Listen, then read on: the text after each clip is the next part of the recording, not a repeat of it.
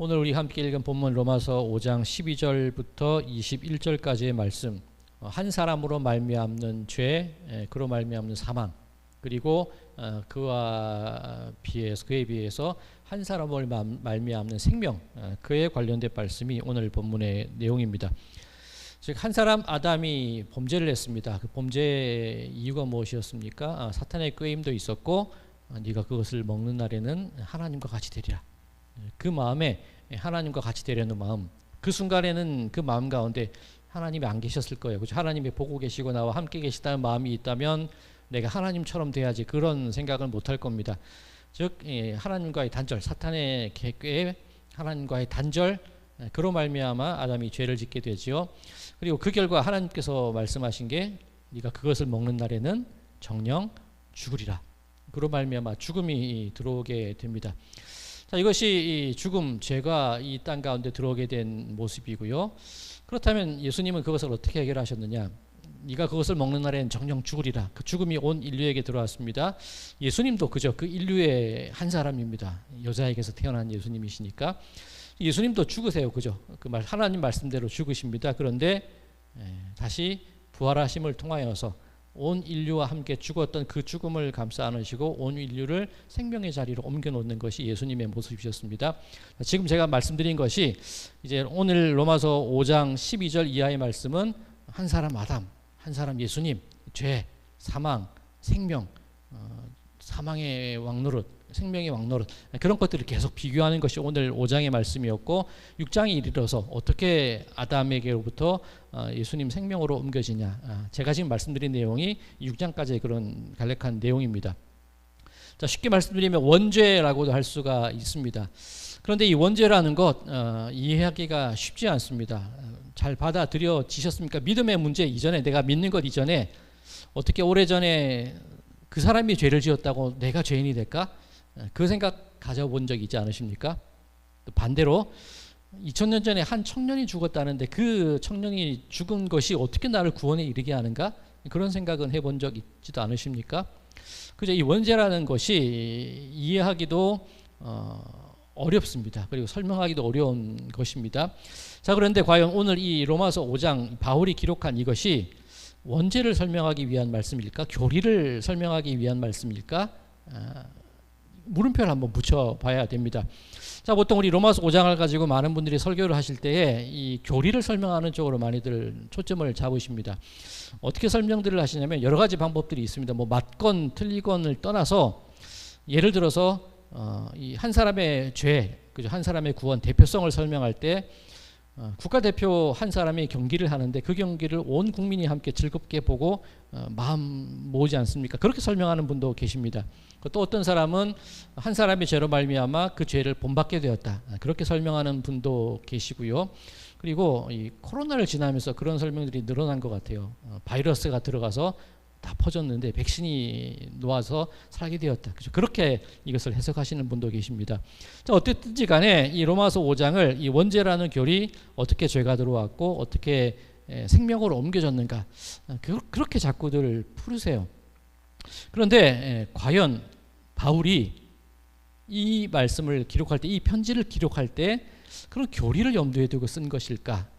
앞서 제가 물음표를 한번 붙여보자고 말씀을 드렸지요. 자, 기독교의 주요 이 교리가 어떤 것이 있습니까? 하나님의 창조, 그다음에 인간의 타락, 예수님의 대속, 그리고 인간의 영접으로 말미암은 영생, 이 네 단계를 거쳐서 보통 설명을 합니다. 그리고 이것을 기반으로 사형리라 그러죠. 사형리가 이 네 원리로 설명이 되어집니다. 자, 이 교리가 기독교 내에서 체계적으로 정리되기 시작된 것이 언제냐면 어거스틴 때부터입니다. 즉 이 4세기, 5세기 때에 이르러서야 이 어떤 아담의 죄, 타락, 그리고 구원, 이런 교리들이 4세기, 5세기에 이르러서야 체계적으로 정리가 되기를 시작을 하는 겁니다.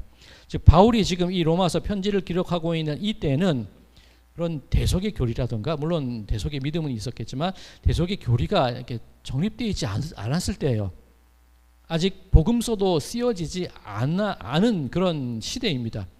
즉 바울이 이 로마서를 기록할 때에 그런 교리를 설명하기 위해서 기록한 것이 아니라 성도들의 삶의 모습 속에서 그 교회에 성도들의 삶 속에 필요한 교훈, 그것을 주기 위해서 기록한 것이 로마서라는 거죠.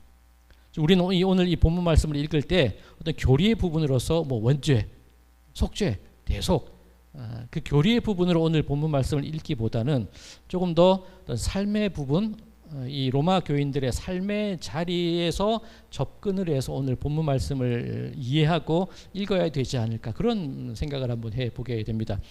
자, 우리 다시 이 로마서 서론으로 돌아가는 기분인데, 바울이 이 로마서를 기록할 때 누구를 대상으로 로마서를 기록했습니까? 로마서 1장 7절에 로마에서 하나님의 사랑하심을 받고 성도로 부르심을 받은 모든 자에게, 로마에 있는 교인들에게 편지를 한 겁니다.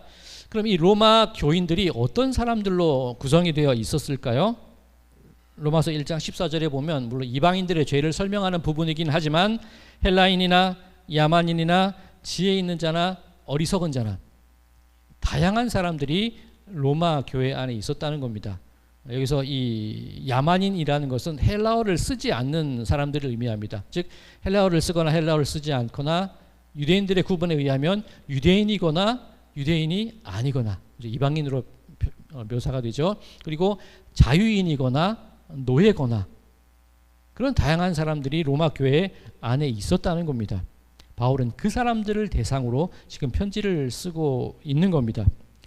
자, 그런데 이 로마 교회의 상황을 한번 다시 정리해 봐야 된다고 말씀을 드렸는데, 이 바울이 로마서를 쓸 때 로마 교회에 어떤 일이 있었느냐, 사도행전 18장에 보면 그때의 어떤 배경에 관한 힌트를 얻을 수가 있습니다. 사도행전 18장 1절에서 2절입니다. 그 후에 바울이 아덴을 떠나 고린도에 이르러 아굴라라 하는 본도에서 난 유대인 한 사람을 만나니 글라우디오가 모든 유대인을 명하여 로마에서 떠나라 한 고로 그가 그 아내 브리스길라와 함께 이달리아로부터 새로 온지라 바울이 그들에게 가매. 고린도에서 바울이 이 브리스길라와 아굴라 부부를 만나게 되는 장면을 묘사하는 부분입니다.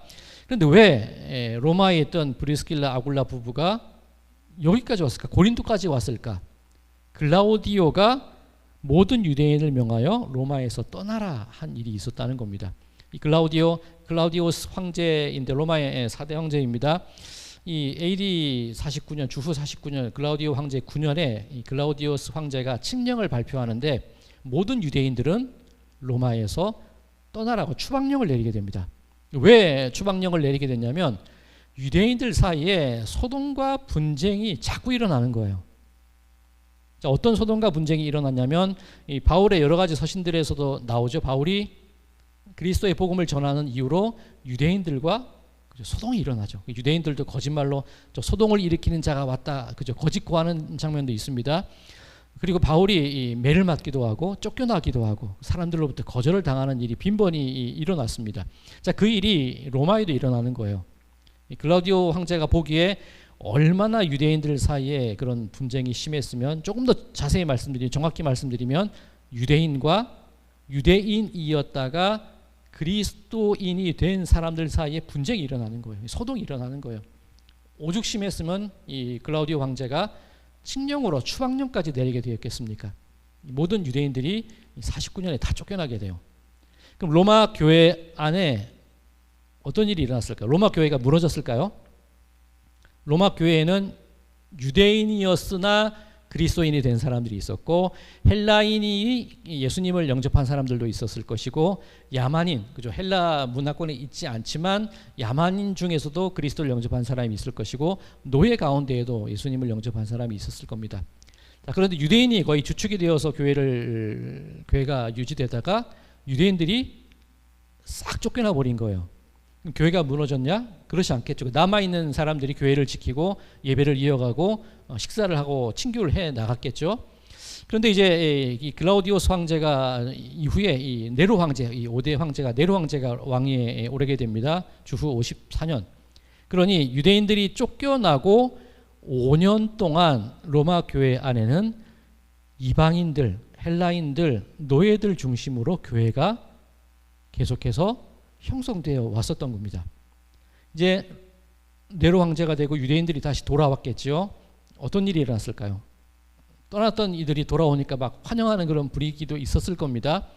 그런데 유대인들이 5년 동안이나 떠나 있다가 다시 돌아왔을 때 교회가 잘 유지되고 있었어요. 그동안 수고했어. 그리고 끝났을까요? 그죠? 이제 우리가 왔으니 자리를 내줘야 되지 않겠어. 그 얘기를 분명히 했을 겁니다.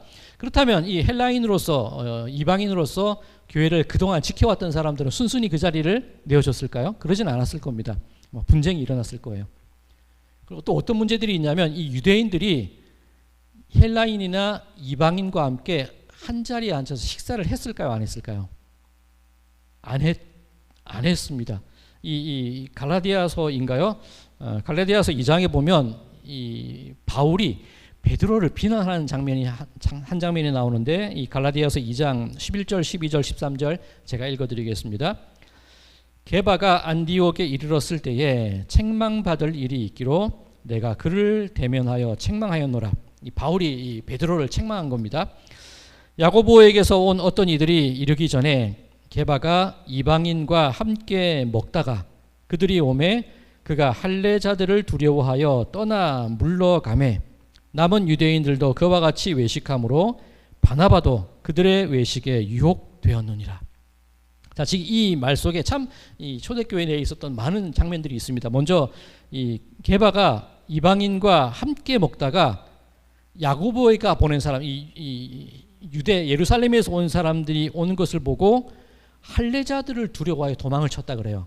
우선 대비되는 게 예루살렘에서 온 유대인들 그리고 할례자가 무서워서 도망쳤다는 겁니다. 그럼 교회 내에서 아직도 할례 받은 자와 할례 받지 못한 자 사이에 분쟁이 아직도 있었다는 겁니다. 두 번째, 함께 밥을 먹었는데 할례의 문제로도 분쟁이 있었고 한 자리에 밥을 먹는 문제로도 문제가 있어서 베드로가 이 유대에서 온 사람들이 그걸 볼까봐 도망을 쳤다는 거예요. 세 번째, 음식 문제도 있는데 그 당시 이 유대인들이 돼지고기를 먹었나요, 먹지 않았나요?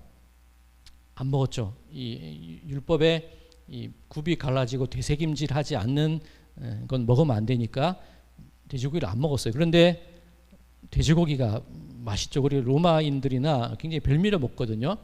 교회 안에서 함께 유대인들이 없는 동안 공동 식사를 할 때 이방인들로 구성된 로마 교회는 돼지고기를 먹었을 겁니다. 그럼 소고기는 괜찮았을까요? 유대인들이 짐승을 잡을 때 우리 그 이슬람 사람들이 음식을 되게 식재료를 되게 까다롭게 정하죠. 뭐라 그러죠? 할랄이라고 그럽니다. 그렇죠? 그런데 유대인들도 마찬가지예요. 코셔라고 해서 그 짐승을 잡는 방법이 다 정해져 있어요. 할랄과 유사한데 칼의 모양, 칼의 크기도 정해져 있어요. 그리고 그 짐승에 잡을 때 어떻게 잡느냐? 한 번에 이 식도, 기도, 경동맥을 한 번에 잘라야 돼요.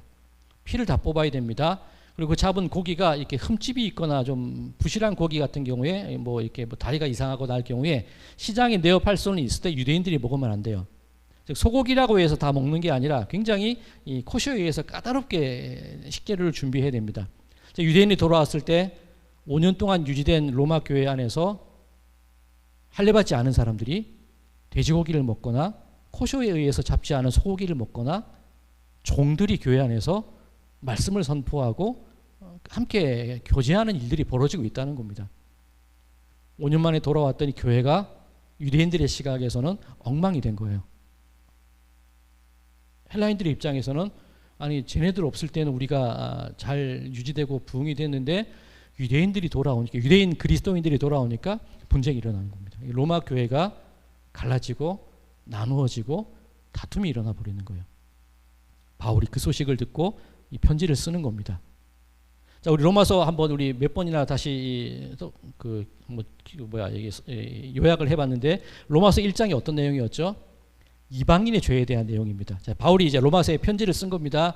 이제 유대인 그리스도인들도 돌아왔고 원래 있던 이방인들, 헬라인들, 죄인들, 야만인들이 함께 예배를 드리다가 분쟁이 일어나고 싸움이 일어났어요. 교회가 나눠졌습니다. 바울이 편지를 썼대요. 그 편지를 함께 읽지 않았겠습니까? 자, 편지를 읽기 시작을 하는 겁니다. 첫 번째 로마서 1장에 들어가서 지금처럼 뭐 장절이 구분되어 있지는 않았겠지만 시작을 할 때 이방인들의 죄에 대해서 막 설명을 해요. 그죠? 너희들이 음란하고 부정하고 그런 얘기들 막 합니다. 그럼 헬라인들 입장에서는 마음이 좀 불편할 수 있을 겁니다.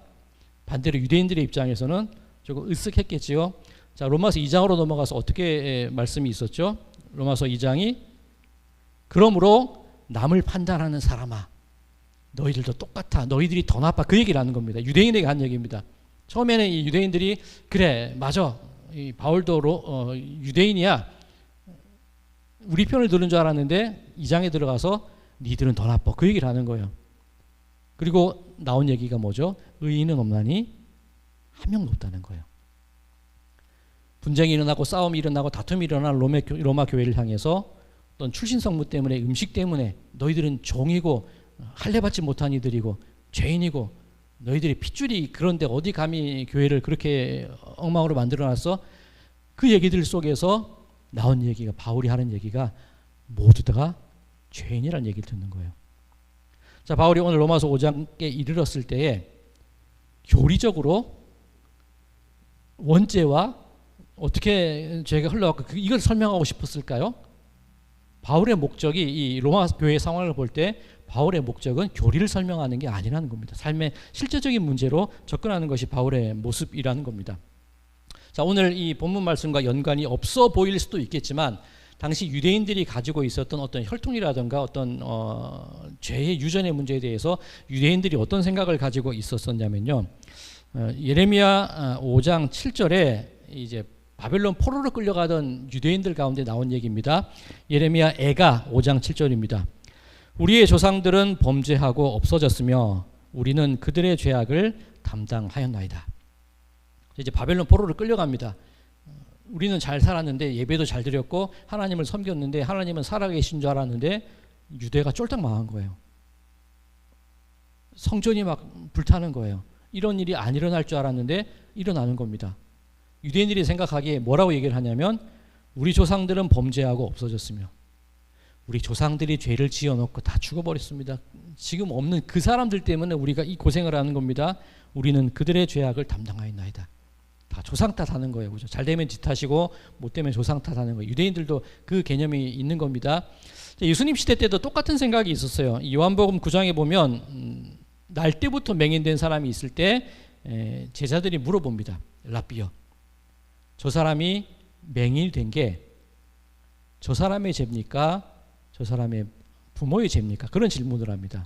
그죠? 예수님은 저 사람의 죄도 아니고 부모님의 죄도 아니다. 아버지의 죄도 아니다 말씀하시는데 유대인의 개념 속에 어떤 개념이 있냐면 죄를 짓고 벌을 받는다고 하면 누구 탓이라는 거죠? 조상 탓이라는 거예요. 아버지 탓이라는 거예요.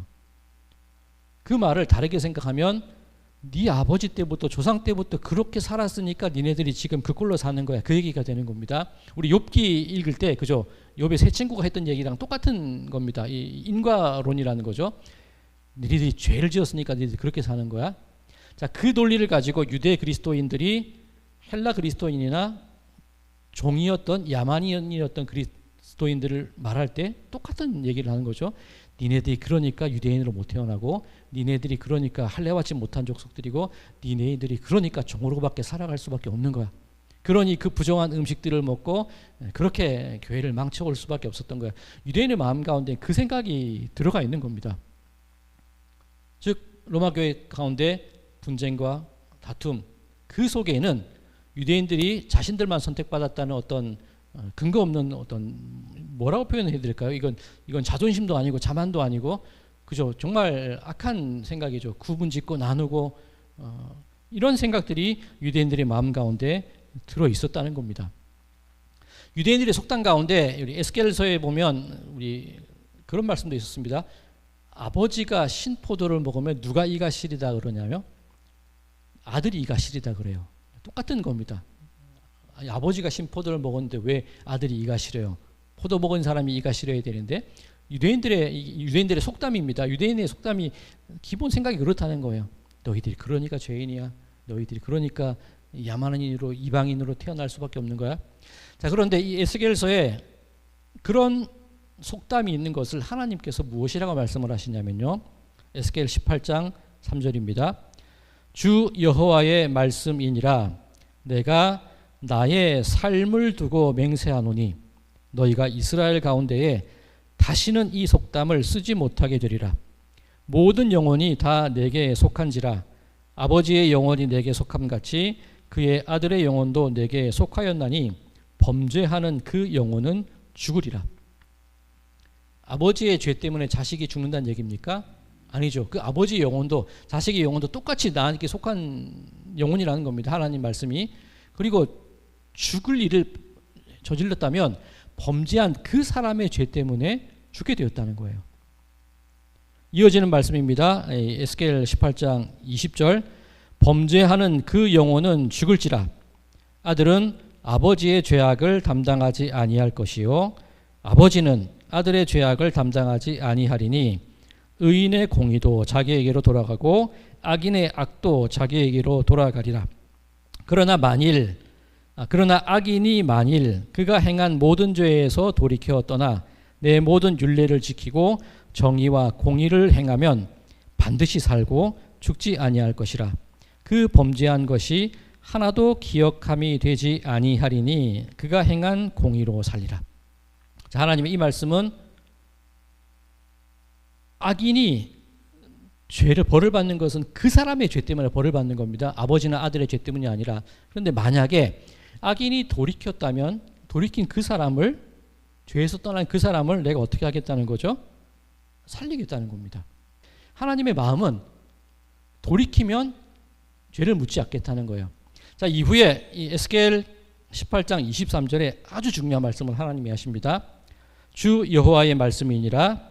내가 어찌 악인이 죽는 것을 조금인들 기뻐하랴? 그가 돌이켜 그 길에서 떠나 사는 것을 어찌 기뻐하지 아니하겠느냐? 아버지의 마음이라는 거예요. 하나님이 벌 주시고 죽이시고 죄를 물으시고 나 그거 하나도 안 기쁘다는 거예요. 내가 어떻게 그거 가지고 기뻐하겠니? 하나님의 마음은 악인이 돌이켜서 죄를 회개하고 그 생명의 자리로 나오는 그 일을 내가 간절히 바라고 있다. 그게 하나님의 마음이라는 겁니다. 오늘 바울이 얘기하고 싶은 게 바로 이겁니다. 오늘 로마서 5장 15절. 그러나 이 은사는, 이 은사라고 번역이 되어 있는데 이 새 번역에는 선물이라고 번역이 되어 있습니다. 그리고 이 공동 번역에는 한없는 이 풍성한 은혜, 그렇게 번역이 되어 있습니다. 은사라고 하니까 꼭 우리가 생각하고 있는 어떤 은사 개념으로 생각하기 쉬운데 선물, 부어진 은총, 그렇게 이해를 하시면 됩니다. 로마서 5장 15절. 그러나 이 선물은 그 범죄와 같지 아니하니 곧 한 사람의 범죄를 인하여 많은 사람이 죽었은즉 더욱 하나님의 은혜와 또한 한 사람 예수 그리스도의 은혜로 말미암은 선물은 많은 사람에게 넘쳤느니라. 니네들이 그러니까 이방인이고, 그러니까 죄 가운데 살고, 그러니 노예로 살고, 그러니 종으로 살고, 그러니 야만인으로 살고 있지라는 그 유대인들의 생각이 있지만 하나님의 마음은 종이건 자유인이건 야만인이건 헬라인이건 유대인이건 비유대인이건 간에 하나님의 마음은 내가 어떻게든 그 사람을 살리는 것을 기뻐하지 아니하겠느냐? 그래서 하나님께서 선물을 주신다는 거예요. 생명의 영을 부어주신다는 거예요. 바울이 오늘 로마서 이 5장을 통해서 말하고 있는 게 바로 그 얘기입니다. 자, 몇 년 전이었나요? 우리나라에 굉장히 유행했던 그런 얘기가 있었습니다. 그런 얘기 들어보셨습니까? 가문에 흐르는 저주를 끊어라. 그죠? 들어보셨나요? 그죠?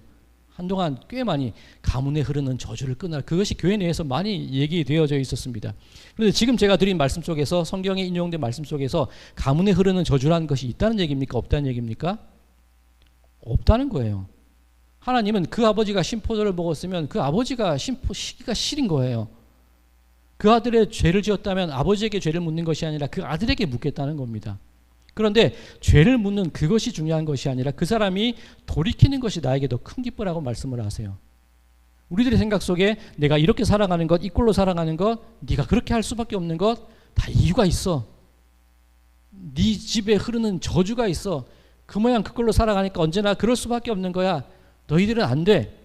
그런 이야기들이 우리들의 삶 속에 우리의 마음을 상처 주게 하는 그 얘기들이 있다는 겁니다. 교회 내에서조차도 그 이야기들이 말해지고 있어요. 이게 로마 교회의 상황이라는 겁니다. 우리 교회의 상황이라는 겁니다. 지금 우리들 속에 일어나는 교회 안의 이야기라는 겁니다. 그런데 바울은 그러지 말라는 거예요. 하나님이 예수 그리스도를 통하여 생명을 선물로 부어주셨다는 거예요. 고린도후서 5장 17절 그런즉 누구든지 그리스도 예수 안에 있으면 무엇이라고 그러죠? 새로운 피조물이라. 이전 것은 지나갔으니 보라 새 것이 되었도다. 완전 새로운 존재라는 거예요. 예수님의 구원과 하나님이 주시는 생명은 가문에 흐르는 저주, 그것을 좀 고쳐가지고 어떻게든 저주를 덜 받고 조금은 나아지지 않을까, 그 개념이 아니라 완전히 다른 거예요. 새로운 생명으로, 새로운 피조물로, 새로운 사람으로 거듭나게 하고 재창조하시는 것이 하나님의 우리에게 주시는 생명이고 하나님이 기뻐하시는 일이라는 겁니다. 그러니 로마서 5장 1절 2절에서 우리 주 예수 그리스도로 말미암아 하나님과 화평을 누리자. 그죠? 하나님의 그 영광을 바라고 함께 즐거워하자. 그래서 바울이 이 얘기를 하고 있는 겁니다. 사랑하는 성도 여러분들, 우리들 스스로 하는 얘기가, 남들도 하는 얘기, 너는 그래서 안 돼, 네가 그러니 그런 결과를 낳는 거야, 차별하고 분쟁하고 나누는 이야기들. 그런데 더 큰 상처가 무엇이냐면 내가 나를 향해 그 얘기를 할 때가 더 상처가 커요. 그래, 내가 그래서 안 되는 거야, 내가 그래서 이렇지, 아이고 내 못났어, 내 죄야, 내가 못났지. 그 생각이 나를 괴롭히고 나를 힘들게 하거든요. 오늘 바울이 얘기하는 겁니다. 그러지 말라는 거예요. 하나님이 선물을 주셨다는 거예요. 생명을 주셨다는 거예요. 그 생각에서 놓이라는 겁니다. 자, 제가 계속 우리들은 수준에 있어 이 하나님의 기쁨이고 이 자격을 가진 사람이 자꾸 이런 말씀을 하시니까 조금 교만해질 수도 있는데, 이후에 로마서 7장에 가면 바울이 또 이런 얘기를 해요.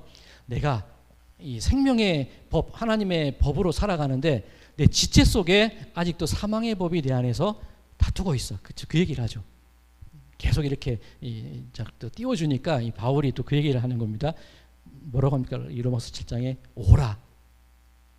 이 곤고한, 그죠? 나는 이 곤고한 자, 이 사망의 몸에서 누가 나를 건져낼고. 우리들의 삶의 자세는, 그죠? 이 기뻐하고 화평을 누리고, 그죠? 이 급이 있는 사람으로 살아가는 그런 기쁨도 있겠지만, 동시에 우리가 지녀야 될 마음이 어떤 마음이라는 거죠? 오라, 나는 곤고한 사람이로다. 누가 사망의 법에서 나를 건져줄고. 결론이 뭐라는 거예요? 결국은 예수 그리스도의 선물을 기대하며 살아가자는 겁니다. 자, 그렇게 얘기하니까 또 너무 오라 집중되는 것 같죠. 로마서 8장에 또 어떤 얘기고 또 이어지게 됩니까? 그리스도 예수 안에는 결코 정죄함이 없나니, 그죠? 그리스도 예수 안에 있는 생명의 성령의 법이 죄와 사망의 법에서 너희를 해방하였느니라. 자꾸 제가 들었다 놨다 그러죠. 뭐 기쁘다가 또 오라. 로마서 얘기가 그런 겁니다. 기쁨. 그런데 오라, 공고한 사람이로다. 그래도 법적으로는 하나님이 나를 새로운 피조물로 만들어 주셨지만 그래도 나는 겸손하게 예수 그리스도의 은혜를 바라며 살겠습니다. 우리들의 삶의 모습, 교회가 지녀야 될 모습이 이래야 되지 않겠느냐. 바울이 그 얘기를 우리들에게 하고 있는 겁니다. 이 말씀을 정리해 볼까요? 여전히 죄에 묶여 있고 우리 집안에 흐르는 저주가 있고 내가 아무리 해봐도 안 되는 이 내 모습 속에서 실망하고 좌절하고 낙심하는데 그러지 말자는 거예요. 건져주셨다는 거예요. 새로운 피조물이라는 거예요.